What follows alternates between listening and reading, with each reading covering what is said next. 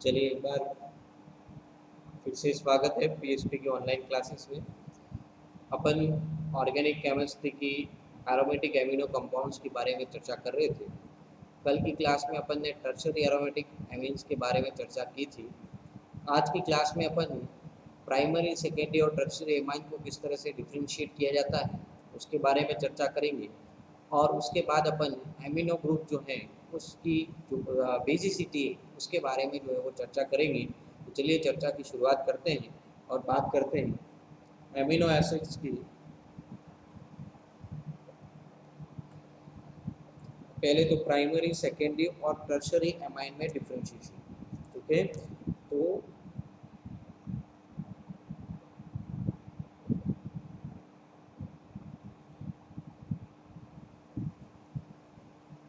प्राथमिक, द्वितीय एवं तृतीय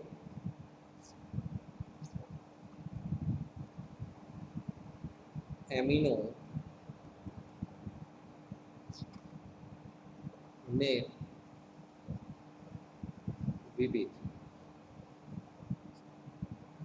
प्राइमरी, सेकेंडरी और टर्शरी एमाइन में किस तरह से डिफ्रेंशिएट करते हैं उसकी कुछ मेथड्स की बात करेंगे। जिसमें फर्स्ट मेथड जो है उसको कहते हैं सल्फोनीकरण।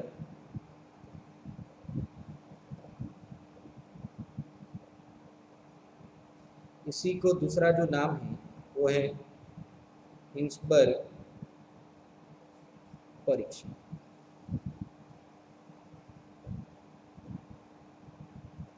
देखिए, हिंसबर्ग परीक्षण की बात करें तो इसमें बेंजीन सल्फोनिल क्लोराइड की प्राइमरी, सेकेंडरी और टर्शरी एमाइन के साथ जो है वो रिएक्शन करवाई जाती है। और उसके बाद जो है उसकी जो भी कंपाउंड प्राप्त होता है उस रिएजेंट को जो है वो जलीय केओएच के साथ जो है वो क्षारीय करके से जो है वो क्षारीय बनाया जाता है।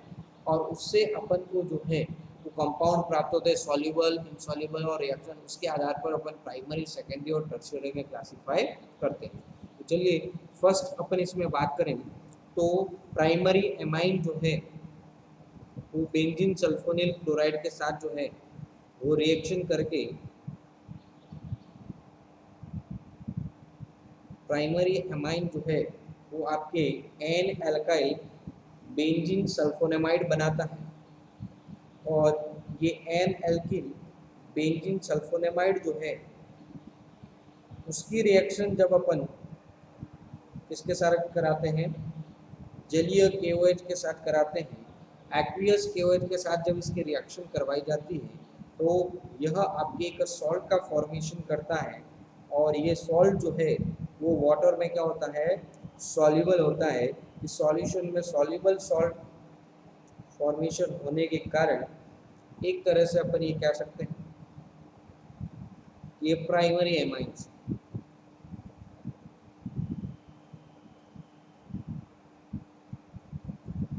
और एच वाटर मॉलिक्यूल जो है वो आपके बाहर।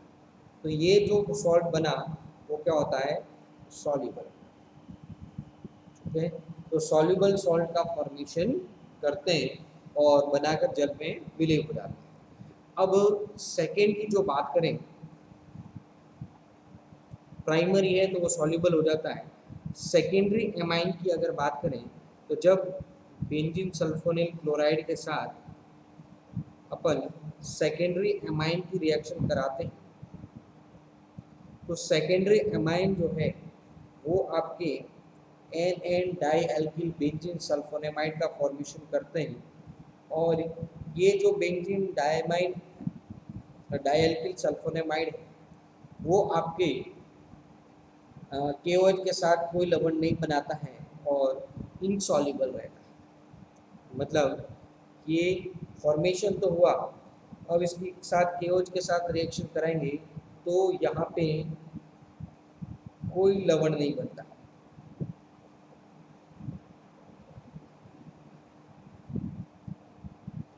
मतलब ये केओएच में क्या होता है, अविलेय होता है। मतलब अपन ने केओएच डाला और ये सॉल्युबल नहीं होता है, केओएच के सॉल्यूशन में इसमें डाला तो ये आपका मान के चलना कि ये आपके क्या हो गया, सेकेंडरी। अब प्राइमरी और सेकेंडरी तो दोनों बेंजीन सल्फोनेमाइड के साथ रिएक्शन करते हैं, और एक KOH के साथ करता है, एक KOH के साथ नहीं करता। और जो टर्शरी है, ठीक है, तृतीयक एमीन जो है, मतलब वो अगर अपन बात करें तो टर्शरी एमाइन जो है वो आपकी किसी के साथ कोई रिएक्शन नहीं करता है, C6H5SO2Cl। और टर्शरी एमाइन जो है वो आपके बेंजीन सल्फोनिल क्लोराइड के साथ किसी तरह की रिएक्शन नहीं करता है। अगर इसके साथ कोई रिएक्शन नहीं हो रही है, ऐसा कैसा है, नॉन रिएक्टिव है, तो वो क्या हो जाएगा, टर्शरी हो जाएगा। तो इस तरह से हिंसबर्ग टेस्ट के द्वारा अपन इनको जो है वो अलग अलग भागों में क्या कर सकते हैं, डिफरेंशिएट कर सकते हैं। एक और मेथड है नाइट्रस अम्ल के साथ अभिक्रिया करके। दूसरी जो अभिक्रिया है वो क्या है, नाइट्रस अम्ल के साथ अभिक्रिया।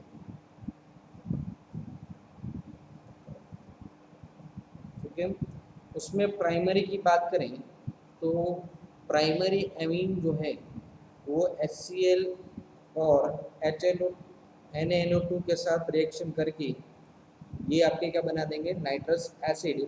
और primary amine benzene diazonium chloride का फॉर्मेशन करते हैं, तो C6H5N2Cl डायज़ोनियम सॉल्ट बनेगा और आपके वाटर मॉलिक्यूल बाहर। उसी तरह से जो सेकेंडरी एमाइन है, सेकेंडरी एमाइन जो है वो एन नाइट्रोसो एमीन बनाते हैं, मतलब C6H5NH और CH3। सेकेंडरी एमाइन जो है वो HNO2 के साथ रिएक्ट करके आपकी इसका फॉर्मेशन करते हैं, एन नाइट्रोसो एमीन का जो है वो फॉर्मेशन करते हैं। और टर्शरी एमीन जो है वो नाइट्रोसो यौगिक बनाते हैं, और क्योंकि इनमें कोई क्रियात्मक समूह पर कोई विस्थानीकरण हाइड्रोजन नहीं, तो टर्शरी के बाद पास जो है वो डिस्प्लेसमेंट के लिए जो है तो कोई हाइड्रोजन नहीं होता है, इसलिए ये जो है आपकी एक तरह से क्या बनाते हैं, HNO2 के साथ रिएक्ट करके वाटर मॉलिक्यूल बाहर निकलता है और एक तरह से नाइट्रोसो कंपाउंड का फॉर्मेशन करते हैं। तो ये आपके जो थे वो क्या हो गए, उसके डिफरेंशिएशन की जो है वो मेथड्स की हो गई। अब अपन जो बात कर रहे हैं डिफरेंशिएशन के बाद, ये तो अपन प्राइमरी सेकेंडरी और टर्शरी में डिफरेंशिएट करने की अलग अलग मेथोडोलॉजी है। अब अपन आगे जो बात करेंगे वो बात करेंगे इनके एमिनो की बेसिसिटी। अब एमिनो की बेसिसिटी की बात करें तो एमिनो ग्रुप जो है उनकी क्षारीय प्रबलता के बारे में अपन जो है वो चर्चा करेंगे। और इसमें अपन अगर बात करें तो एमिनो जो ग्रुप्स हैं की क्षारीयता की अगर बात करें तो एमिनो ग्रुप की अगर क्षारीयता की बात करें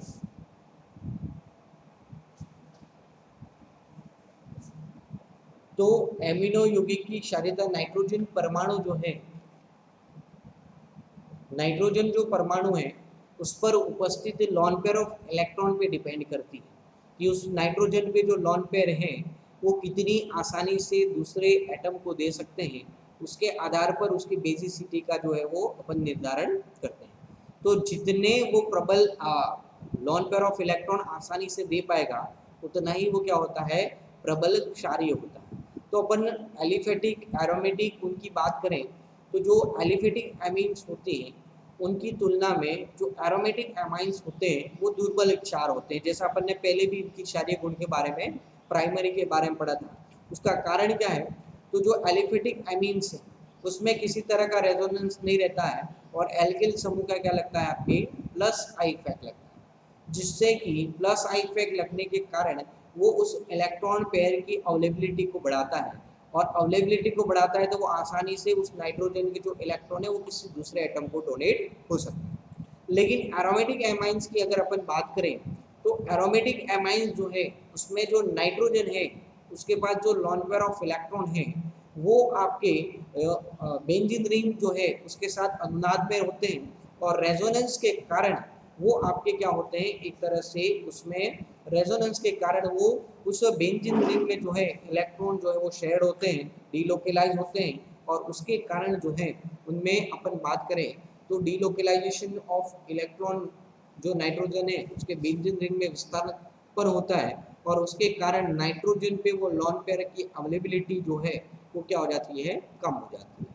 अब अवेलेबिलिटी कम होने के कारण अपन जो है उनकी बेसिसिटी जो है वो क्या हो जाती है, कम हो जाती है। टर्शरी एमीन की अगर अपन चर्चा करें तो टर्शरी एमाइन जो है उसमें और आपके जो है वो 3 बेंजीन रिंग अवेलेबल हो जाती हैं और टर्शरी एमाइन में 3 बेंजीन रिंग, अगर एरोमेटिक टर्शरी एमाइन की बात करें तो 3 फिनाइल रिंग होगी और 3 फिनाइल रिंग होने के कारण तीनों जगह जो है वो आपके लॉन पेयर ऑफ इलेक्ट्रॉन क्या होते हैं, डीलोकेलाइज होते हैं और उसके कारण उनके जो है वो इलेक्ट्रॉन जो है वो क्या होंगे, नाइट्रोजन के डीलोकेलाइज होंगे तो उसकी बेसिसिटी और कम हो जाती है। ठीक है, तो ये तो थ्योरेटिकल बात थी। अपन के एक बार देख लेते हैं किस तरह से ये जो है वो आपके काम करता है। तो अपन हेडिंग जो है वो क्या है, एमिनो की क्षारीय प्रबलता, बेसिक स्ट्रेंथ ऑफ एमाइंस। और जैसा कि अपन ने कहा कि एमिनो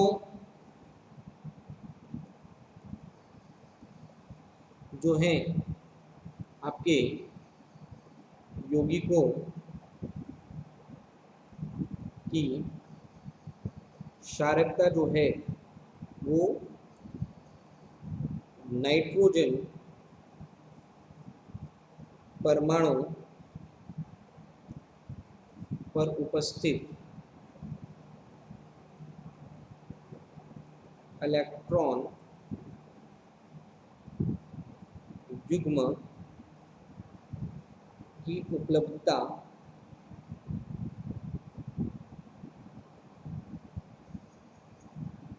तथा उससे जुड़े एल्किल या एरिल समूह की प्रकृति पर निर्भर करता है।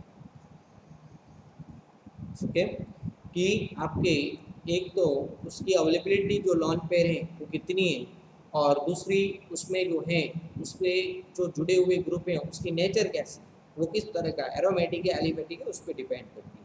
ठीक है, जैसे मैं यहाँ पे बात करूँ एलिफेटिक एमीन्स में तो उसका क्या लगता है, प्लस आई इफेक्ट के कारण एमिनो समूह के नाइट्रोजन पर इलेक्ट्रॉन की उपलब्धता को क्या करता है, बढ़ा देता है, जिससे उसकी क्षारकता भी क्या हो जाती है, बढ़ जाती है। क्या हो जाती है, क्षारकता भी बढ़ जाती है।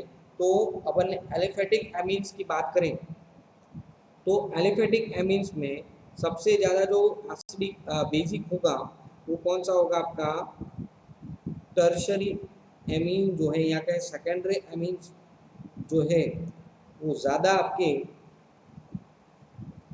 बेसिक होगा कंपेरेटिवली किसके, आपके प्राइमरी और अमोनिया। उसका कारण क्या है, तो उसका जो कारण है वो क्या है, प्लस आई इफेक्ट। ठीक है, तो अपन क्या कह रहे हैं, plus I effect of alkyl group increase basic strength of aliphatic amines। ठीक है, अपन ने जो कहा कि जो प्लस आई इफेक्ट के कारण एल्किल समूह के प्लस आई प्रभाव के कारण आपके जो बेसिसिटी है एलिफेटिक एमाइन की वो क्या होती है, बढ़ती है, because the availability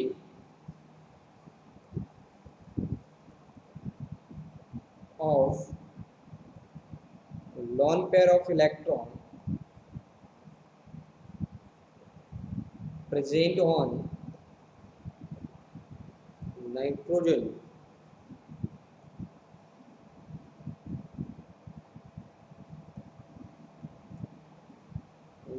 atom increases. ठीक है, उसी तरह से अपन अगर एरोमेटिक एमाइंस की बात करें, ठीक है, तो एरोमेटिक एमाइंस की अगर अपन बात करते हैं तो नाइट्रोजन परमाणु पर उपस्थित इलेक्ट्रॉन युग्म बेंजीन वलय के साथ क्या होता है, सहयुग्मन होने से प्लस एम प्रभाव डालता है, और प्लस एम प्रभाव डालता है, इसके कारण उसके ऑर्थो और पैरा पोजीशन पे इलेक्ट्रॉन युग्म जो है वो क्या हो जाते हैं, विस्थानीकृत हो जाते हैं, और नाइट्रोजन परमाणु पर क्या हो जाता है, पॉजिटिव चार्ज आ जाता है। ठीक है, तो अपन यहाँ कहें aromatic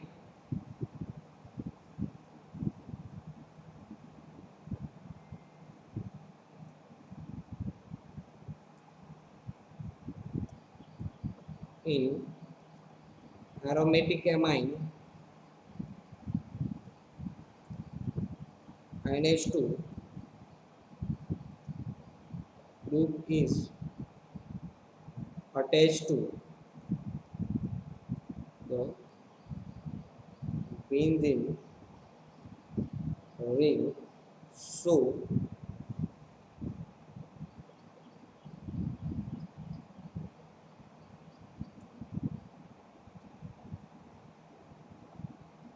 it has plus M effect and the nitrogen atom and the nitrogen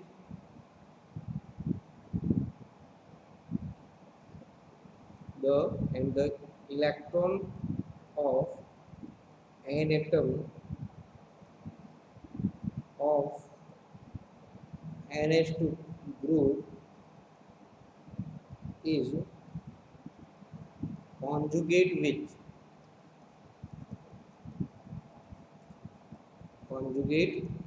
with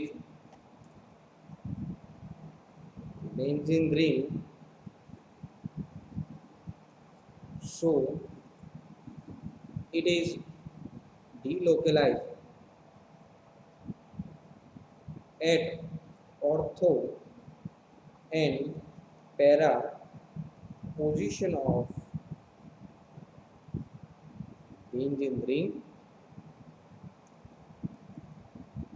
so availability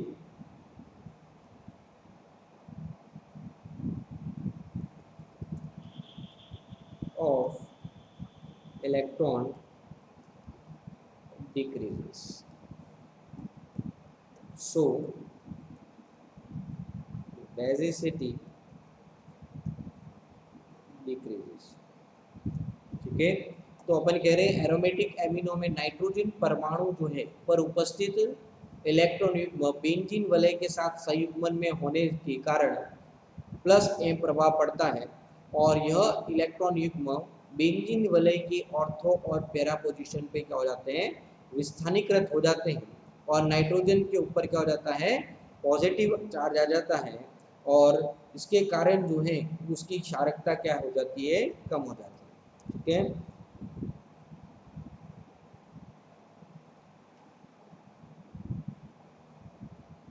अब जैसे अपन देखें तो एमीन की बात करें तो ये NH2 है, लॉन पेयर ऑफ इलेक्ट्रॉन है, लॉन पेयर ऑफ इलेक्ट्रॉन यहाँ आते हैं, तो ये रेजोनेंस के द्वारा अगर देखें तो इसके ऊपर क्या जाता है, पॉजिटिव चार्ज आने के कारण एक तो इनमें जो लॉन पेयर ऑफ इलेक्ट्रॉन हैं उसकी अवेलेबिलिटी क्या हो जाएगी आपकी, हो जाएगी कि इलेक्ट्रॉन जो है वो आसानी से वो डोनेट नहीं कर। अब रेजोनेंस के कारण ये इलेक्ट्रॉन यहाँ और डबल बॉन्ड, नाइट्रोजन पे पॉजिटिव चार्ज, नेगेटिव चार्ज, फिर से डीलोकलाइज होंगे, ये इलेक्ट्रॉन यहाँ और इस पे क्या रहेगा, पॉजिटिव। तो इस तरह से इलेक्ट्रॉन डीलोकलाइज होते हैं और डीलोकलाइज होने के कारण इनकी अवेलेबिलिटी अगर देखें तो रेजोनेटिंग स्ट्रक्चर में, तो उसमें क्या होते हैं आपके, एक तरह से जो है इलेक्ट्रॉन की कमी हो जाती है। अब उसी तरह से अगर अपन बात करें टर्शरी एमाइन में, तो उसमें और रेजोनेटिंग स्ट्रक्चर बढ़ जाएंगे और रेजोनेटिंग स्ट्रक्चर बढ़ने के कारण उसकी जो बेसिसिटी है और कम हो जाती है, क्योंकि उसमें अपन एक फिनाइल रिंग की बात कर रहे थे। टर्शरी एमाइन में कितने फिनाइल रिंग होंगे आपके, 3 फिनाइल रिंग होने के कारण उनमें जो है वो बेसिसिटी क्या हो जाएगी आपके, और कम हो जाएगी और इसके कारण जो है ये लॉन पेयर की अवेलेबिलिटी और कम होगी। क्यों, जैसे मैं किसी एक रिंग में बताऊं, ये इलेक्ट्रॉन यहाँ, ये वहाँ, एज इट इज़ वो डीलोकलाइज होंगे। जिस तरह से अपन ने एक तरह से उस बेंजीन में डीलोकलाइज किए इस double bond positive charge as it is, बाकी के बॉन्ड जो हैं वैसे के वैसे ही है, नेगेटिव चार्ज। अब फिर से ये डीलोकलाइज होंगे और डीलोकलाइज होके ये इलेक्ट्रॉन यहाँ आएंगे, ये स्ट्रक्चर बढ़ेगा, फिर से ये डीलोकलाइज होंगे और ये स्ट्रक्चर जो है वो ऐसे बढ़ता जाएगा। तो ऐसी नहीं ऐसी कितनी फिनाइल रिंग है आपके, 3 फिनाइल रिंग है और 3 फिनाइल रिंग के कारण उसमें जो अवेलेबिलिटी ऑफ नाइट्रोजन पे ऊपर जो लॉन पेयर है उसकी बहुत ही कमी हो जाएगी, क्योंकि उसकी अनुनादी संरचना जो है वो और बढ़ जाएंगी और उसके कारण जो है ये आपके एक तरह से उदासीन की तरह जो है वो व्यवहार दर्शाने लग जाता है, वो इतने इलेक्ट्रॉन जो है वो देता नहीं है। ठीक है, मतलब बेसिक, सबसे कम बेसिक जो है वो क्या हो जाएगा आपका, टर्शरी हो जाएगा। और प्राइमरी में अपन ने देखा तो उसमें अपन ने ये देखा कि उसमें नाइट्रोजन पे अवेलेबिलिटी जो है वो आपके और कम हो जाती है, सेकेंडरी पे और उससे कम हो जाएगी और टर्शरी पे और ज़्यादा कम हो जाएगी। ठीक है, अब कल की क्लास में अपन जो है वो देखेंगे कि सब्स्टिट्यूट अगर लगे हुए हैं तो उनकी बेसिसिटी पर जो है वो किस तरह से फर्क पड़ेगा कि कोई इलेक्ट्रॉन विड्रॉइंग या इलेक्ट्रॉन डोनेटिंग ग्रुप जुड़ता है। ठीक है, तो तब तक के लिए धन्यवाद।